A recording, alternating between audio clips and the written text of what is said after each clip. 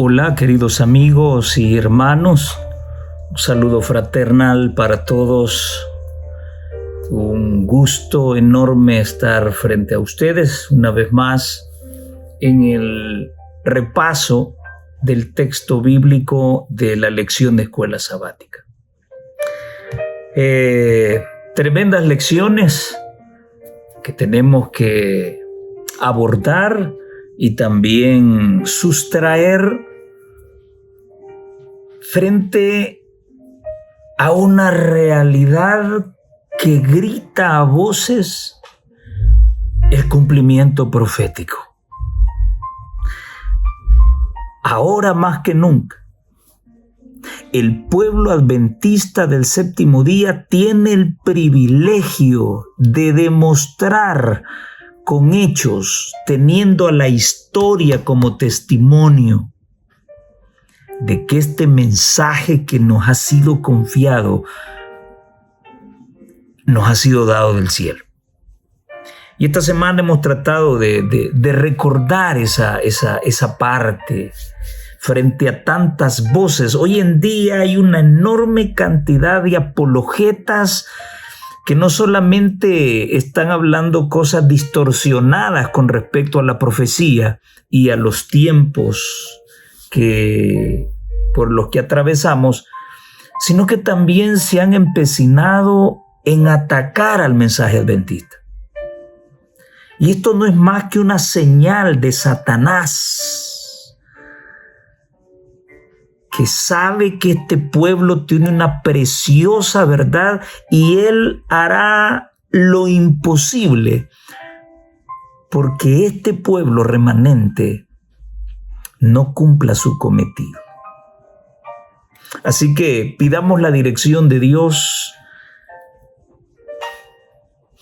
no solamente para el repaso, sino también para tomar las decisiones que ya es tiempo que debamos tomar frente al tiempo que nos ha tocado vivir.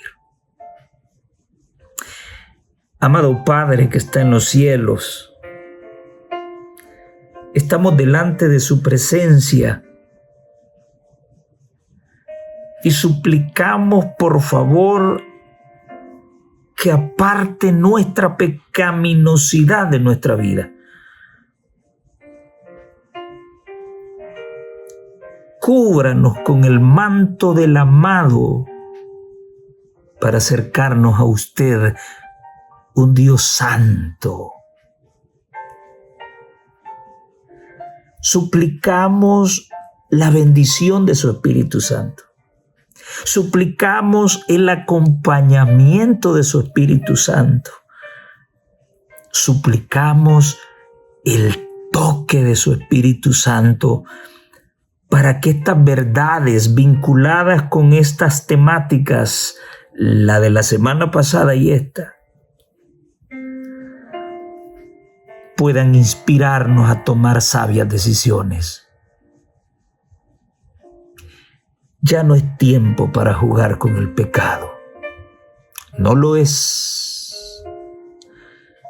Es tiempo de tomarnos de su mano y sonar la trompeta con esa nota certera.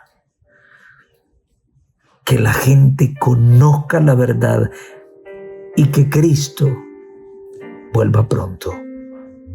Acompáñenos, Señor, en el precioso nombre de Jesús. Amén y amén. Muy bien. Lección número 5. Las naciones. Segunda parte. Muy bien, esta es una continuación de la lección de la semana pasada. Esta semana se nos ha planteado dentro del texto clave de la lección el Salmo 46 y el versículo número 10. Y la palabra de Dios dice así: Estad quietos y conoced que yo soy Dios. seré exaltado entre las naciones, enaltecido seré en la tierra. En medio del bullicio de la gente, en medio de los embates y vicisitudes de la vida, los problemas de la vida, en medio del trabajo, de los estudios universitarios, el Señor nos pide que estemos quietos.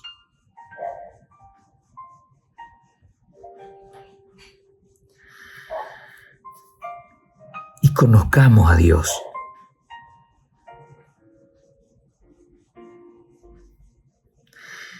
Quiero compartir contigo lo que la sierva del Señor en el deseo de todas las gentes explica con respecto al versículo 10 de este salmo. En todos los que reciben la preparación divina, debe revelarse una vida que no está en armonía con el mundo, sus costumbres o prácticas. Eso significa vivir sin pecado, En todos los que reciben la preparación divina. En otras palabras, los que nos estamos preparando para encontrarnos con nuestro Dios, debe revelarse una vida que no está en armonía con el mundo, sus costumbres o prácticas. Y cada uno necesita tener experiencia personal en cuanto a obtener el conocimiento de la voluntad de Dios. Debemos oírle individualmente hablarnos al corazón. Cuando todas las demás voces quedan acalladas y en la quietud esperamos delante de Él, el silencio del alma hace más distinta la voz de Dios. Yo considero que en este punto muchos erramos. Muchos erramos.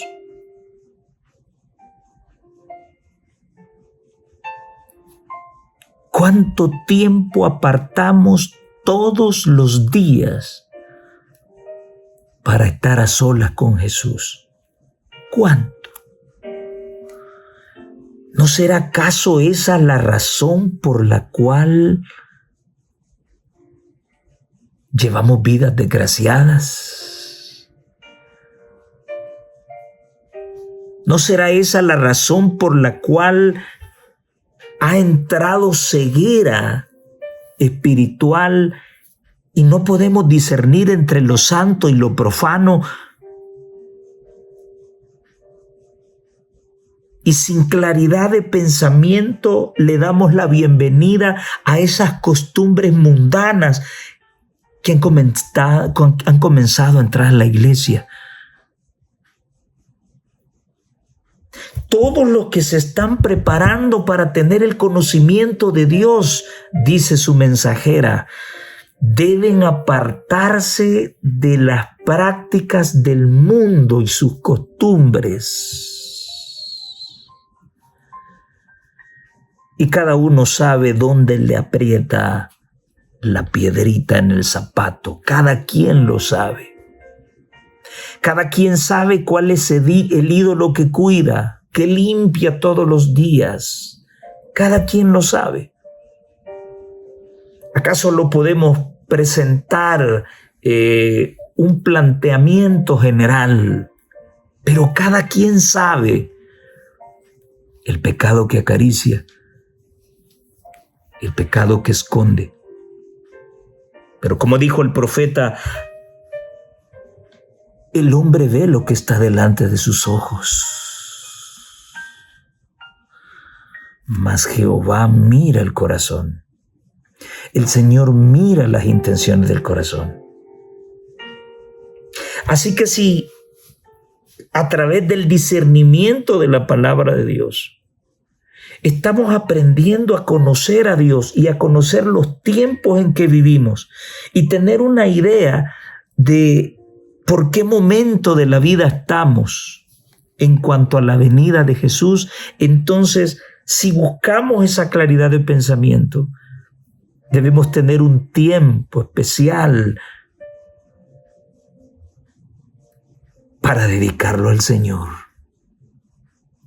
Sí, en la semana solo nos limitamos a eso, a un tiempo, por el estudio, por el trabajo, por las responsabilidades, por las obligaciones.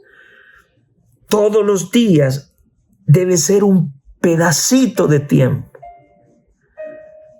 Pero para eso está el sábado, para que ese espacio de tiempo sea grande, pero a veces lo minimizamos con tanta reunión y que con tanto programa y que con tanta situación y que correr aquí y que correr allá, de tal manera que parece ser o pareciera ser que el sábado no es el día de la familia.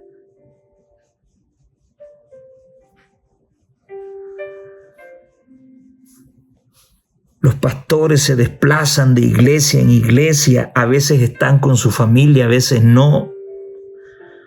Los ancianos de iglesia andan para arriba y para abajo, aquí y allá, y es raro verlos sentados con sus esposas y sus hijos.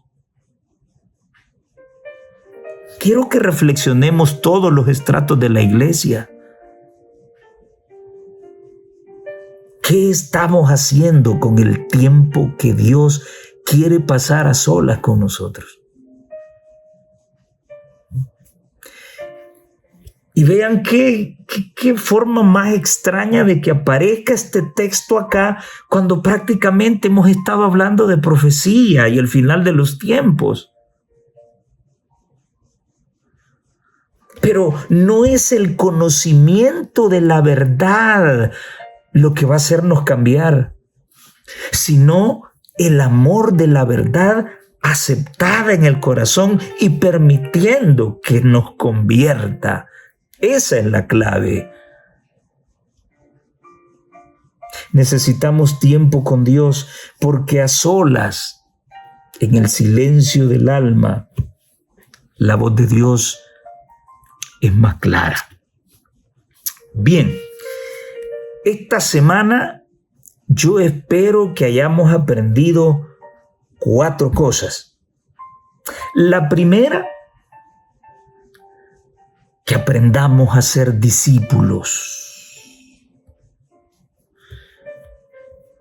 que se preparan para ser ciudadanos del reino de los cielos. Eso es lo más importante. Ser amigo de don fulano, de don mengano, de don sutano y de don perencejo, esa no es la clave para ser un ciudadano del reino de los cielos. Estar en medio de los famosos no es la clave. Solamente disfrutar y degustar la verdad presente, eso no es suficiente. Tenemos que aprender a ser discípulos y a prepararnos para ser ciudadanos del reino de Dios. En segundo lugar, debemos entender la diferencia entre el fin de los reinos humanos y la eternidad del reino de Dios. En tercer lugar, debemos sentir el deseo de educarnos para ser ciudadanos del reino de Cristo. La mensajera del Señor, en el libro Eventos de los Últimos Días, ella nos da la clave que Enoc utilizó para caminar con Dios por 300 años sin caer en pecado. Y algunos dicen que Jesús vino a esta tierra a vivir la vida por mí. No, Jesús vino a enseñarme a vivir la vida. Pero tenemos ejemplo también en Enoc, tenemos ejemplo en Noé, tenemos ejemplo en Elías, tenemos ejemplo en esa enorme cantidad de hombres santos y mujeres santas. Enoc caminó 300 años con Dios. ¿Te asalta el pensamiento pensar de que Enoc cayó en pecado y se levantaba, caía y se levantaba? La sierva del Señor menciona de que Enoc educaba su mente y su corazón. Los educaba de tal manera de que él, en cualquier lugar donde anduviese, él siempre consideraba que la presencia de Dios estaba con él. Por eso es que esta semana debemos sentir el deseo de educarnos para ser cristianos. No es auténtico ni honesto que en la semana no te pintes o en la semana te pintes y uses alhajas y el sábado hipócritamente estás aparentando otra cosa. No es sabio que durante la semana golpeas y maltratas a tu esposa y el sábado usas un disfraz para engañar a los hombres, pero no a Dios. No es sabio ni auténtico el que durante la semana a escondidillas suelta su vida promiscua con una y otra mujer y el sábado está ministrando las cosas santas. Es necesario tener tiempo a solas con Dios y educarnos para ser ciudadanos del reino de Dios. Y la cuarta cosa, debemos tomar la decisión de anunciar este reino eterno y educar a otros. Perdónenme lo que voy a decir, pero el Señor no nos ha llamado para ir a entretenernos a la iglesia con el programa de escuela sabática o con la sociedad de jóvenes o con el club de conquistadores. Eso tendrá su parte. O sea, eso no es el todo cada sábado. No, el sábado llegamos a revelar a la iglesia lo que somos en la semana. Qué gusto podemos sentir por el culto. Si en la semana no hay un culto familiar. La razón por la cual tú y yo hemos sido llamados tampoco es para venir y liderar la iglesia. Hay muchos que se resienten y se molestan y dicen hasta aquí porque quizás ya no le eligieron para tener responsabilidades para el siguiente año y ni las gracias le dieron. Yo siempre digo, hermano, hermana, dele gracias a Dios. El ser líder es una añadidura. Siendo líder tengo la oportunidad de ¿qué? Dirigir a 100, 150 personas. Pero cuando ya no van a requerir mis servicios dentro de la iglesia, tengo mucho más trabajo allá afuera. Son millones de personas las que tengo que discipular. Así que no tengamos visión corta. Cuando nos elijan para tener una responsabilidad en la iglesia, acuérdese que usted va en calidad de préstamo. No va a endiosarse de la silla del poder. No va a perpetuarse en el liderazgo. Usted va en calidad de préstamo. Y la lógica me indica de que lo más que usted puede estar allí son 2 años. Usted va en calidad de préstamo. La razón primordial por la que usted fue llamado fue para anunciar el reino de Dios. Así que no se sienta mal. ¿Sí? Deje su traje de oficina, cuélguelo si es que ya no requieren de sus servicios, y ahora póngase el de soldado y vamos al frente a ganar almas para Cristo. Así que estas 4 lecciones espero yo que hayan quedado impregnadas en nuestra mente. Voy a desarrollar 3 ideas que la lección ha querido dejarnos en esta semana. 3 ideas que podemos construirlas en forma de preguntas. La número 1 es: ¿cuáles fueron las instrucciones del gobernante divino en el Edén? La número 2, ¿cuán frágiles son los gobernantes humanos y tienen su fin? Y la número 3, ¿hay un llamado final para ser parte del reino eterno de Cristo? Así que este repaso voy a centrarlo en esas 3 preguntas. Vamos con la primera. ¿Cuáles fueron las instrucciones puntuales de Dios, el gobernante divino, en el Edén para el hombre? ¿Cuál fue esa orden? Bien, Dios tenía un proyecto con respecto a la humanidad. Y dentro de ese proyecto divino no estaba la muerte. El deseo de Dios no era que el hombre conociera la muerte. El deseo de Dios era de que el hombre viviera eternamente y fuera feliz. Para lograrlo, a pesar de que Dios me da libre albedrío o libertad de conciencia para poder elegir, la felicidad está sujeta a la obediencia. El tomar decisiones se sujetan a una obediencia. Si tomas las decisiones correctas, tú estás sujeto a principios sanos. Si tú tomas decisiones incorrectas, tú estás sujeto a principios malsanos.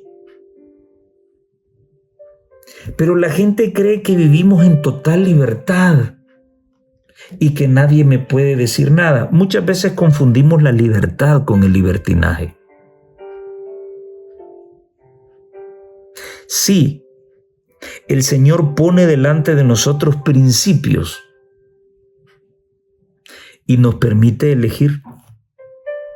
Haz esto y vas a vivir. No lo hagas y vas a morir. Hay que tomar una decisión. Mi libertad debe ser razonada. No debe ser vulgar. No debe ser independiente. El hombre falló porque quiso ser independiente. Y sus ansias de independencia, su deseo de independencia, le hizo desobedecer al Señor. Ahora, la instrucción principal de Dios fue esta: de todo árbol del huerto puedes comer. Me detengo. ¿Esto incluía al árbol de la vida? Siempre que hago esta pregunta, la iglesia responde no. Leamos bien lo que dice la Escritura. Génesis 2, 16 y 17. Y mandó Jehová Dios al hombre diciendo: de todo árbol del huerto puedes comer, o podrás comer, de todo. Mas del árbol de la ciencia del bien y del mal no comerás. ¿Cuántos árboles no podía comer? Ahí no se mencionan dos. No dice más del árbol de la vida y del árbol del conocimiento no podrás comer. No dice así. De todos los árboles puedes comer, menos de uno. El árbol del conocimiento, del bien y del mal. Muy bien.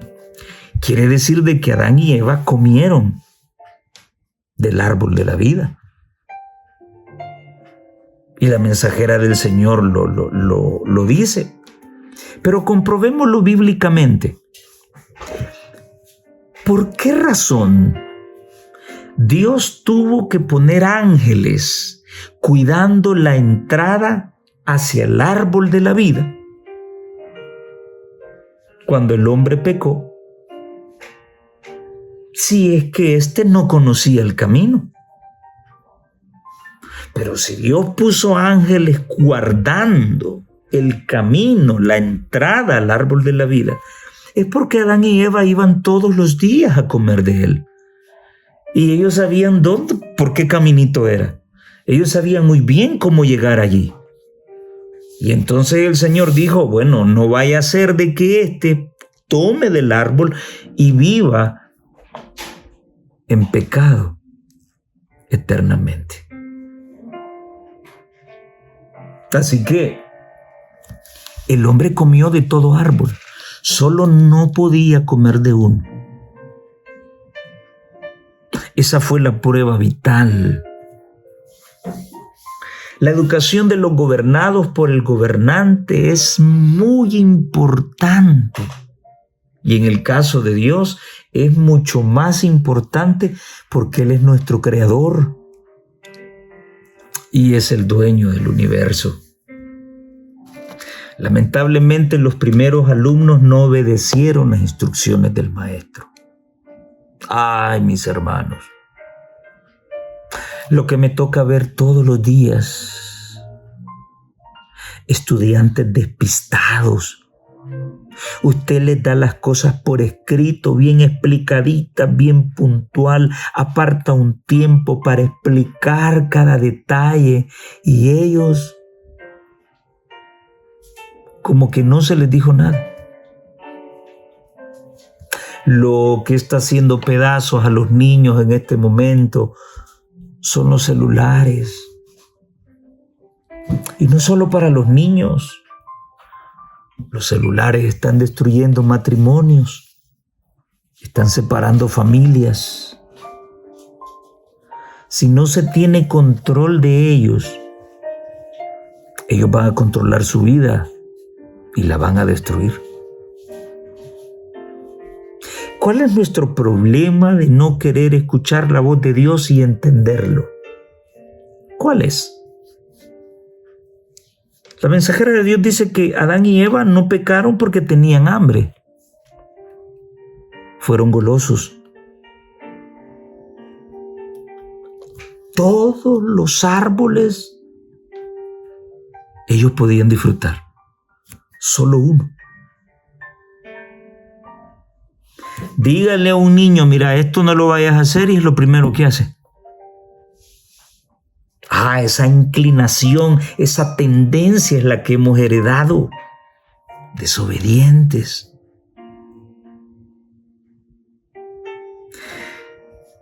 Eso fue todo. Eso fue suficiente para que una historia terrible y sanguinaria se escribiera por muchos siglos desde la creación del hombre. Para eso vino Jesús, para enseñarnos a vivir en obediencia, no a vivir la vida que a mí me toca vivir. Vino a enseñarme a vivir en obediencia. Así que hay que tomar en cuenta este asunto de las instrucciones explícitas y puntuales de Dios. ¿Por qué? Porque si nos vamos por la tangente, nos vamos por el camino que nosotros mismos hemos trazado, entonces vamos a tender a equivocarnos. Y ese fue el problema de los monarcas, emperadores, reyes a través de la historia de la humanidad. Cada uno decidió hacer lo que le daba la gana. Ahora quiero resaltar dos cosas vinculadas con Daniel capítulo 2 y Daniel capítulo 7. Daniel capítulo 2 y Daniel capítulo 7 sabemos muy bien que son capítulos proféticos, pero son el producto de dos sueños. En el capítulo 2, el Señor se manifiesta a un mundano, a un rey pagano, por medio de sueños. Y en el capítulo 7, Dios se revela a uno de sus siervos a través de un sueño también. Y podemos comparar los dos sueños.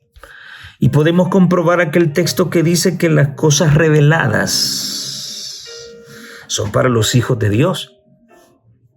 Si ustedes analizan los dos sueños de Daniel 2 y Daniel 7, notarán de que el sueño que se le presentó a Nabucodonosor es más genérico, es más general. No tiene muchos detalles. El objetivo era mostrarle al rey pues que después de él, que no pensara que su reino iba a ser eterno, porque esas características serían las del último reino, y no estoy hablando del papado ni de Roma, estoy hablando del último reino que jamás será destruido, que es el reino de Cristo. Así que la lección que se le quería dar a Nabucodonosor era que después de él vendrían otros reinos para dominar la tierra. En cuanto al papado, solamente se da un esbozo de esa mezcla de hierro y barro cocido, siempre vinculado con Roma. Pero si ustedes notan el capítulo 7, a Daniel, que es siervo de Dios, se le dan más detalles. Ya el sueño no es tan genérico, ya es más específico y ahonda un poquito más con el tema del cuerno pequeño. No voy a explicar ambas profecías, no es el caso, ustedes lo conocen muy bien. La mensajera del Señor en Profetas y Reyes, en la página 367, comentando el capítulo 2, ella escribió: centenares de años antes que ciertas naciones subiesen al escenario, el Omnisciente miró a través de los siglos y predijo el nacimiento y la caída de los reinos universales. Dios declaró a Nabucodonosor que el reino de Babilonia caería y que se levantaría un segundo reino, el cual tendría también su período de prueba. Al no ensalzar al Dios verdadero, su gloria iba a marchitarse y un tercer reino ocuparía su lugar. Este también pasaría y un cuarto reino, fuerte como el hierro, iba a subyugar las naciones del mundo. Uno tras otro, exactamente como Dios lo había predicho. Cada uno de estos reinos cayó. Pero ¿cuál era el denominador común? No se ceñían a la palabra de Dios. Cada rey, confiando en su fortaleza, confiando en su intelecto, no reconocieron al Señor como el Rey del universo. Y la hecatombe en su momento llegó. Y por muy poderoso y grandioso que se muestre el imperio de los papas al final de la historia, también van a caer. Dice la mensajera de Dios hablando del papado. Daniel dice del cuerno pequeño o sea, del papado, pensará en mudar los tiempos y la ley. Y San Pablo llama al mismo poder el hombre de pecado, que había de ensalzarse sobre Dios. Una profecía es complemento de la otra. Solo adulterando la ley de Dios podía el papado elevarse sobre Dios. Y quien quiera que guardase a sabiendas la ley así adulterada, daría honor supremo al poder que introdujo el cambio. A mí me da no sé qué escuchar al señor Armando Alducín, un erudito dentro de su medio. Pero yo siempre me he preguntado, ¿erudito en qué? El tipo anda rebotando allá en el Medio Oriente de un lado para otro y comienza a dar pistas acerca del aparecimiento del anticristo. Y el anticristo ya lo tiene sentado ahí en Roma. Qué triste es cuando los hombres buscan su propia voluntad, su propio honor y creen manejar los oráculos de Dios. Dios busca corazones sinceros, corazones humildes, que estén atentos para ser receptivos a su voz, y entonces serán llenos con los tesoros de la gracia y la misericordia y serán capaces de interpretar los tiempos y sus sazones. La sierva del Señor, con tremenda elocuencia, nos afirma, basado en la palabra de Dios, que el papado es el hombre de pecado, es el anticristo, ese tremendo sistema que ha resucitado de una manera increíble. Es el poder que buscará atentar la vida de los santos del Altísimo.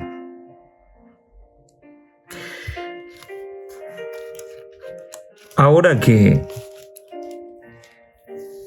falleció el Papa Francisco, creo que ya todos hemos quedado de acuerdo en que nadie tiene control de la historia. Muchos comenzaron a decir de que este sería el último papa, y como es jesuita y los jesuitas tienen las manos metidas en todos los cambios y situaciones del mundo, que esa verdad sí no la vamos a quitar porque es real y sigue, tienen las manos metidas en el cónclave para que pueda quedar como papa el individuo que se acople a sus designios y pueda ser manipulado de acuerdo a lo que ellos quieran. Pero muchos hermanos decían, y este será el último papa, y con este papa vendrá la ley dominical. Y yo les decía, hermanos, los adventistas del séptimo día no esperamos un papa. Esperamos a Jesucristo. No esperamos a un presidente norteamericano. Los adventistas del séptimo día esperamos a Jesucristo. A veces nos preocupamos si este será el encargado de poner la ley dominical, pero no es por consagrarnos. Es porque queremos saber cuánto tiempo nos queda para seguir en el pecado y seguir en la fiesta y la fanfarria y seguir disfrutando de los placeres de este mundo. Por eso preguntamos, ¿cuánta profecía hemos escuchado por años y la iglesia sigue igual en su forma de ser? Sigue obstinada en no querer predicar el evangelio. Entonces, ahora que las cosas han dado una vuelta tremenda, nuevamente Trump quedó en el poder. Y aunque este era jesuita y por todo lo que se dice de los jesuitas, pues finalmente falleció, lo mataron como haya sido, pero viene otro papa. Y pueda que venga otro y otro. Pero tú y yo no esperamos un papa, nosotros esperamos a Jesucristo. Ahora, que antes de nuestro recogimiento con Él, es necesario pasar por ese trago amargo que marcará a los siervos del Señor. Me refiero a la persecución como producto de una ley dominical. Pero lo hermoso de toda esta hecatombe de los reinos de la tierra, incluyendo el reino temporal de la bestia, el verdadero gozo y la gran realidad a la que nos ceñimos y trae felicidad, la encontramos en el versículo 44 de Daniel 2. En los días de estos reyes,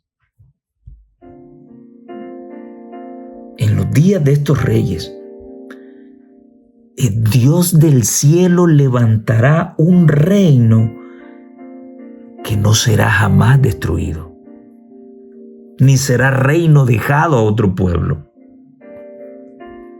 Ese reino eterno desmenuzará y consumirá a todos estos reinos, incluyendo al del papado. Pero Él, el reino de Cristo, permanecerá para siempre. Ese es el reino que espero yo, no el reino de la bestia. Usted y yo esperamos a Cristo. Ve a Cristo, no el abismo que nos separa. Ve a Cristo. Ve al Señor, y eso le va a dar ánimos para morir como un mártir. Eso le dará ánimos para soportar todo lo que viene. Pero si usted está viendo al Papa y está viendo al presidente de Estados Unidos, cuidado que corre el riesgo de que el miedo lo desanime y se cambie de bando. Mucho cuidado. Tercera pregunta, ¿hay un llamado final para ser parte del reino eterno de Cristo? Creo que todos, como buenos estudiosos de la Escritura,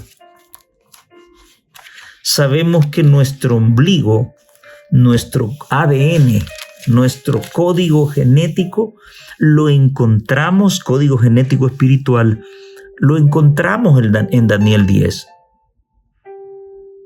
Y no es un capítulo que lo hemos acomodado o que nuestros pioneros lo acomodaron frente al aparente engaño por el que pasaron. Ojalá que su obsesión por encontrarse con Cristo sea la nuestra.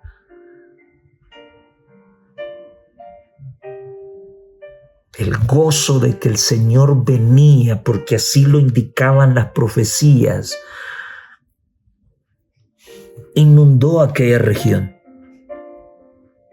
Siervos de Dios abandonaron todo y se dedicaron a la predicación del Evangelio.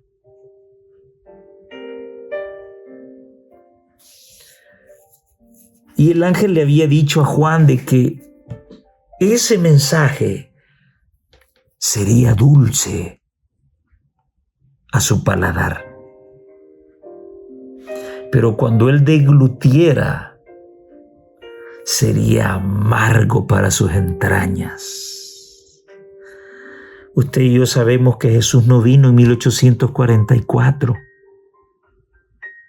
Y esto trajo desilusión, esto trajo preguntas. Y la orden del Señor fue: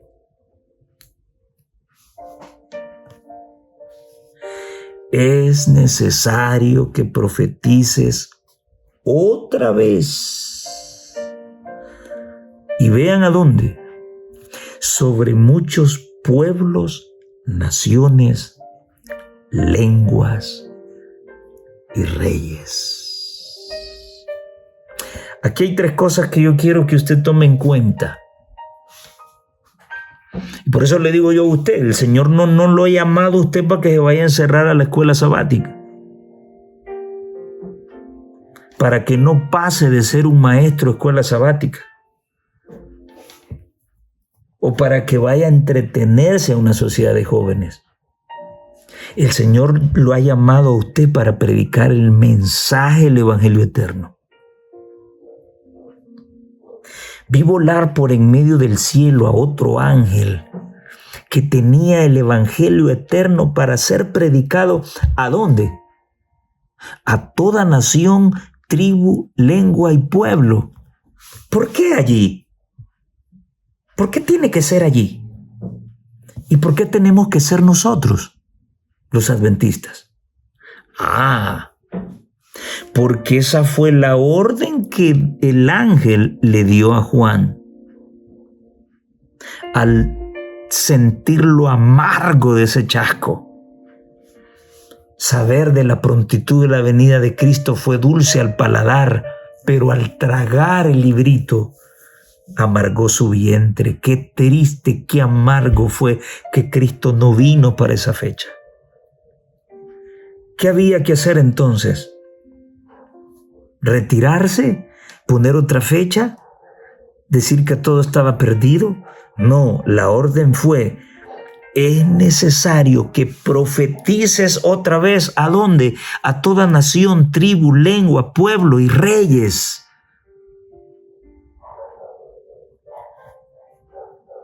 Y es la misma orden del mensaje del primer ángel.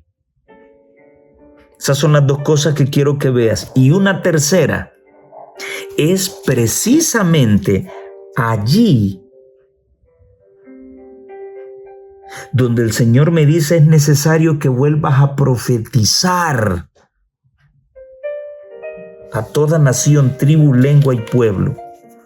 Es allí el mismo lugar que el papado romano está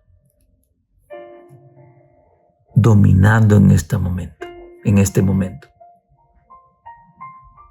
Se le dio autoridad, dice Apocalipsis capítulo 13, se le dio autoridad sobre toda nación, tribu, lengua y pueblo. La pregunta que estamos analizando: ¿hay un llamado final para ser parte del reino eterno de Cristo? Sí. Nuestro mensaje se origina en una orden: vuelve a profetizar a toda nación, tribu y lengua. ¿Qué voy a profetizar? El mensaje del Evangelio eterno. ¿A dónde voy a profetizarlo? En el terreno de la bestia.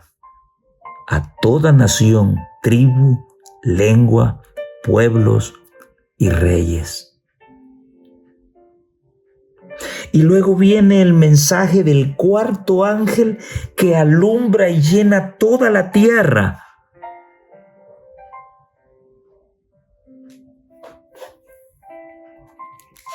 Donde vuelve nuevamente a aseverar que ha caído Babilonia. Viene a fortalecer, a través del mensaje del segundo ángel, viene a fortalecer los otros dos.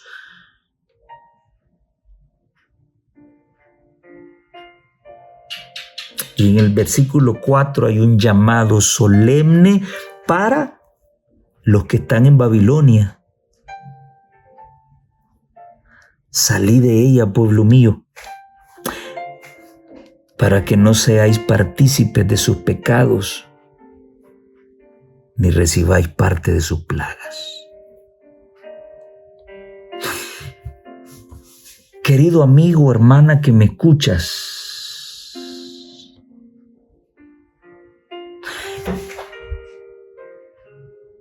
para dar estas buenas nuevas de salvación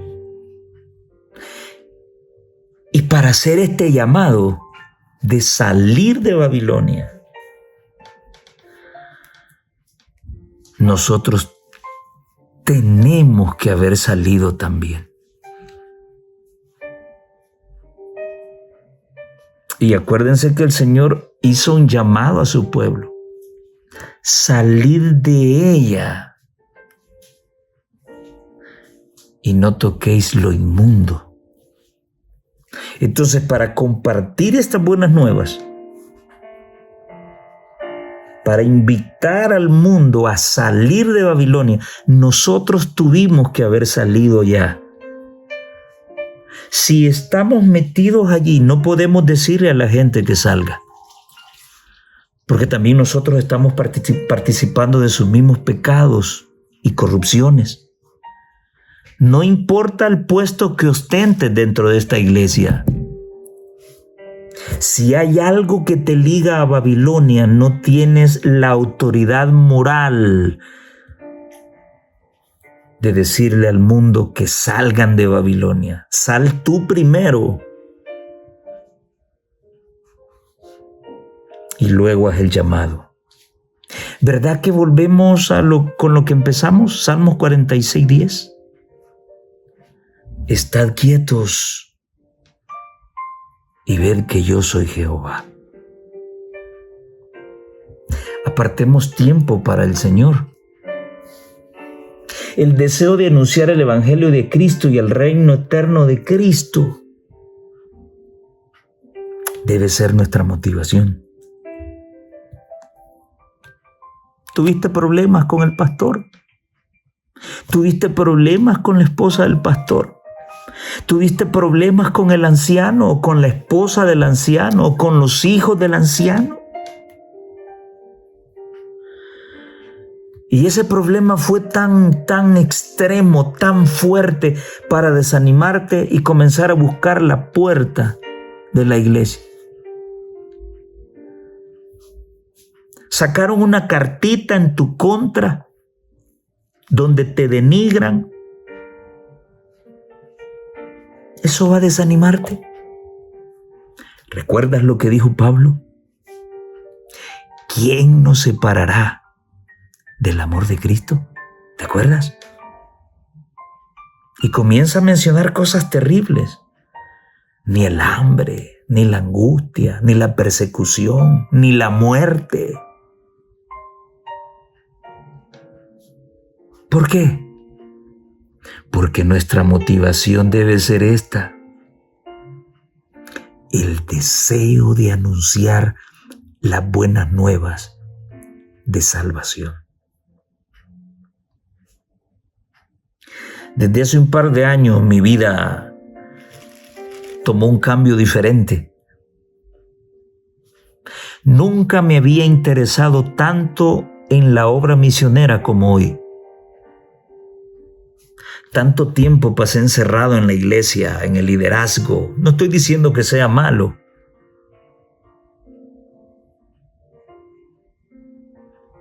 Pero el tiempo te cambia. Si estás encerrado en tu iglesia, no ves necesidades en la gente. Hay gente que no solamente necesita de Jesús, sino que también necesita abrigo, casa, comida. Si todo el tiempo estás dentro de 4 paredes en el templo y no haces obra misionera, no sabrás defender el Evangelio de Cristo. Esos hermanos que ocupan la tarde del sábado y tiempo de la semana para ir a tocar una puerta, para ir a terminar un estudio bíblico. Esos hermanos para mí no son cristianos, son guerreros del Evangelio. Y ayer fui a enterrar a uno.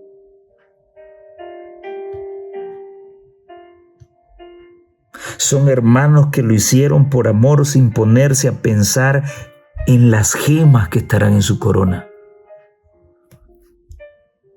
Lo hicieron por amor, por agradecimiento a aquel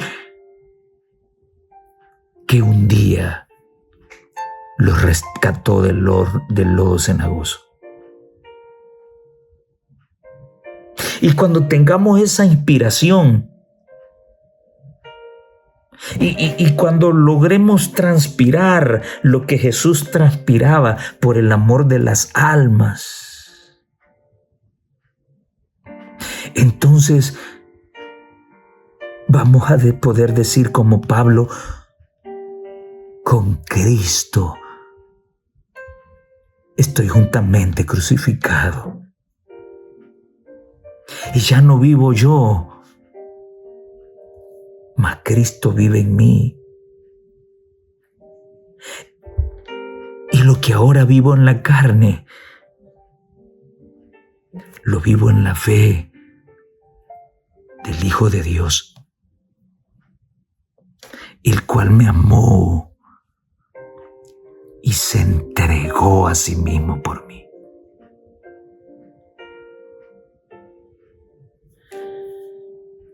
Que Dios te inspire, que Dios te ayude a sentir esa verdad. El Señor te bendiga. Nos vemos en la próxima.